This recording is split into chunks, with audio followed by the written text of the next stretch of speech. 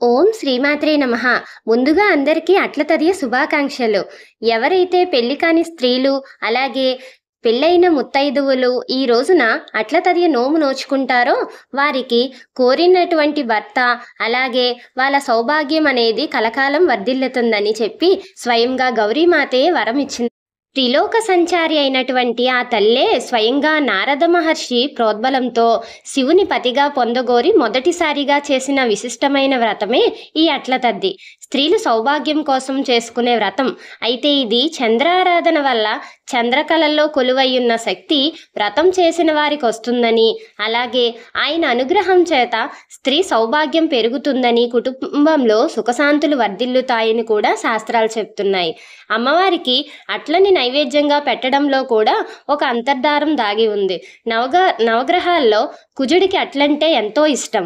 అయితే ఆ అట్లను ఆయనకు నైవేద్యంగా పెడితే కుజదోషం పరిహారమై సంసార సుఖంలో ఎటువంటి అడ్డంకులు రావని నమ్మకం అన్నమాట. ఋతుచక్రం సరిగ్గా ఉండేలా చేసి కాపాడి గర్భాధారణలో ఎటువంటి సమస్యలు ఉండకుండా కుజుడు మనకి గ్రహ సంచారంగా సూచిస్తాడు. అయితే మినప్పిండి బియ్యపిండి కలిపి అట్లను తయారు చేసి మినువులు రాహువుకు సంకేతంగా, బియ్యం చంద్రునికి సంకేతంగా సంబంధించిన ధాన్యాలు కాబట్టి గర్భదోషాలు తొలగిపోవాలంటే ఈ అట్లను వాయనంగా ఇవ్వాలి అని శాస్త్రం చెబుతుంది. బియ్యం మినపప్పు కలిపి చేసిన అట్లను అమ్మవారికి నివేదించడంలో సమస్త గ్రహాలు కూడా శాంతించి జీవితాన్ని సుఖవంతంగా ఉండేటట్లు అనుగ్రహిస్తుందని అమ్మవారు అనుగ్రహించి ఐశ్వర్యాన్ని, ఆరోగ్యాన్ని, సౌభాగ్యాన్ని కూడా ప్రసాదిస్తుంది తల్లి. అయితే పెళ్ళైన స్త్రీలు ఐదోతనం కోసం, కన్నెపిల్లలు మంచి భర్త కోసం ఈ నోము నోచుకుంటూ తెల్లవారుజామునే లేచి స్నానాలు చేసి చద్ది భోజనం ముగిస్తారు. పగలంతా భోజనం చేయకుండా ఆటపాటలతో గడిపి సాయంకాలం వేళ మళ్ళీ ఇళ్లకు చేరుకుని పూజ గదిలో కలశం ప్రతిష్ఠించి గౌరీదేవిని ఆవాహన చేసి పూజిస్తారు. అయితే తప్పనిసరిగా పూజలో తులసి దళం, తమలపాకులు కూడా ఉండేటట్లు చూసుకుంటారు. అయితే ఆకులతో 11 ముళ్ళు వేసి చేతులకు తోరాలు కట్టుకుని అట్ల తద్ది కథ చదువుకొని కథ పూర్తయిన తరువాత అమ్మవారికి కుడుములు, పాలతాలికలు, పులిహోర నైవేద్యంగా సమర్పించి వచ్చిన ముత్తైదువులకి ఒక్కొక్కరికి 11 అట్లు చొప్పున పెట్టి గౌరీదేవికి నివేదించిన కుడుముల్లోంచి ఒక్కొక్కటి అమ్మవారి తాంబూలంలో ఇస్తారు, వాయనం ఇస్తారు.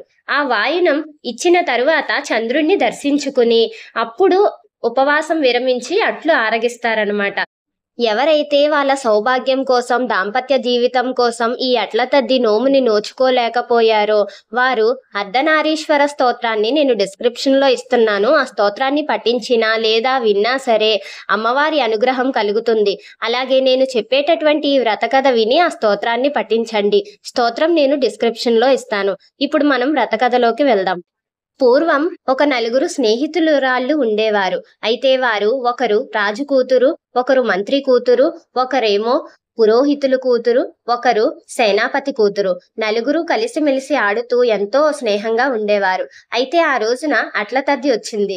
రాత్రి చంద్రుడు ఉదయించాక చేసే పూజ కోసం వారు సన్నాహాలు పూర్తి చేసుకుని పెద్దలంతా రాత్రికి దేవీ పూజ నైవేద్యం కోసం అట్లు పోయడాన్ని ప్రారంభించారు.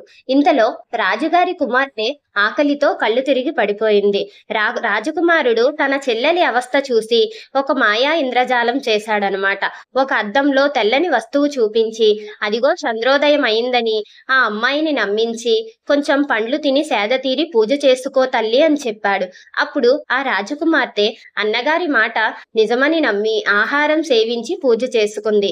అయితే ఈ పూజా నియమం ఏమిటంటే చంద్రోదయం చూసి అప్పుడు షోడశోపచారాలతో ఉమాదేవిని పూజించిన తరువాతే ఆహారం తీసుకోవాలి. అందుకే ఈ వ్రతానికి చంద్రోదయ ఉమావ్రతం అని పేరు కూడా వచ్చింది. అయితే రాజకుమారి సోదరుని మాటలు నమ్మి వ్రతభంగం చేసుకుంది. ఇది జరిగిన కొద్ది కాలానికి రాజకుమార్తెకు పెళ్ళయింది. కొంతమంది దుష్టుల మోసం వల్ల ఆమెకు ముసలి భర్త లభించాడు. అయితే ఆమె ఎంతో బాధపడి వ్రతం చేస్తే మంచి భర్త రావాలి కానీ ఇలా ఎందుకు జరిగిందని ఎంతో బాధపడి ఆ పార్వతీ పరమేశ్వరులను ఎంతో భక్తి శ్రద్ధలతో ప్రార్థించింది. అప్పుడు పార్వతీ పరమేశ్వరులు ఆమె భక్తికి మెచ్చి ఆమె సోదరుడు ఆమెపై ప్రేమతో చేసిందంతా కూడా ఆమెకు వివరించారు. అయితే మర్నాడు ఆశ్వయుజ బహుళ తదియ కనుక ఆ రోజు చంద్రోదయ ఉమావ్రతం చేస్తే నీ సమస్య తీరిపోతుంది తల్లి అని ఆ పార్వతీ పరమేశ్వరులు ఆమెకు వరం ఇచ్చి అంతర్ధానమయ్యారు. మరుసటి రోజు చంద్రోదయ ఉమావ్రతం యథావిధిగా ఆమె పూజ పూర్తి చేసి ఆమె అక్షతలు భర్తపై చల్లగానే ఆయన యవ్వనవంతుడవుతాడు. అలాగే ఎవరైతే ఈ వ్రతం ఆచరించి ఆ అక్షతలు తలపై వేసుకుంటారో కన్నెపిల్లలు ఈ వ్రతం చేస్తే కోరిన వరుడు లభిస్తాడని, వివాహిత స్త్రీలు ఈ వ్రతం చేస్తే ఉమాదేవి అనుగ్రహానికి పాత్రులవుతారని చెప్పి అమ్మవారు వరమిస్తారు. 10 ఏళ్ళు ఈ వ్రతాన్ని ఎవరైతే ఆచరిస్తారో ఉద్యాపనం చెప్పుకున్న స్త్రీలకు సంసారంలోని సర్వసుఖాలు కూడా లభించి ఎంతో ఆనందంగా జీవిస్తారు. ఈ వ్రత కథ అనేది పూర్తయింది. అలాగే ఓం శ్రీమాత్రే నమః అని కామెంట్ చేయండి. లైక్ చేసి సబ్స్క్రైబ్ చేసుకోవడం మాత్రం మర్చిపోవద్దు. Thanks for watching.